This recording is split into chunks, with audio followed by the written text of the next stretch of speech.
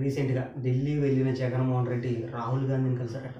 ఎందుకంటే ఏపీలో 11 స్థానాలే రావడం వల్ల ఆయన ఏం మాట్లాడినా కూడా ఎవరు వినే పరిస్థితి లేదని చెప్పి ఢిల్లీ వెళ్ళి వైసీపీ నాయకులపైన గానీ, వైసీపీ కార్యకర్తలపైన గానీ జరుగుతున్న దాడుల్ని కూటమి ప్రభుత్వం చేస్తుంది అని చెప్పి, కూటమి ప్రభుత్వం అరాచకాలు చేస్తుందని చెప్పి చూపించడానికి ఢిల్లీ వెళ్ళి రాహుల్ గాంధీ మద్దతు అడగడం జరిగిందంట.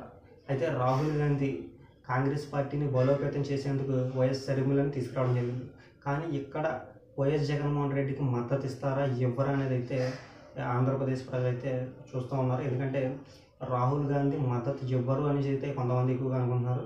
అలాగే రాహుల్ గాంధీ వైసీపీని కాంగ్రెస్ పార్టీలో విలీనం చేసే విధంగా ఉంటేనే మద్దతు ఇస్తారని చెప్పి అయితే అందరూ అనుకుంటున్నారు. మరి దీనికి ఏం జరుగుతుందని అయితే వేచి చూడాలి. ఎందుకంటే జగన్మోహన్ రెడ్డి రాహుల్ గాంధీని కలిసినప్పటికీ కూడా దేశవ్యాప్తంగా వైసీపీ నాయకులపైన జరుగుతున్న అరాచకాలను అవన్నీ కూడా కళ్ళకు కట్టినట్టు చూపించే విధంగా మరి ప్రపంచమంతా చూడాలి. కాబట్టి ఆ విధంగా చేసేందుకు రాహుల్ గాంధీ సహాయం ఉంటేనే అదంతా తెలుస్తుంది. లేదంటే మనల్ని మీడియా పరంగా కూడా గుర్తించరు అని చెప్పి వైఎస్ జగన్మోహన్ రెడ్డి అనుకున్నారంట.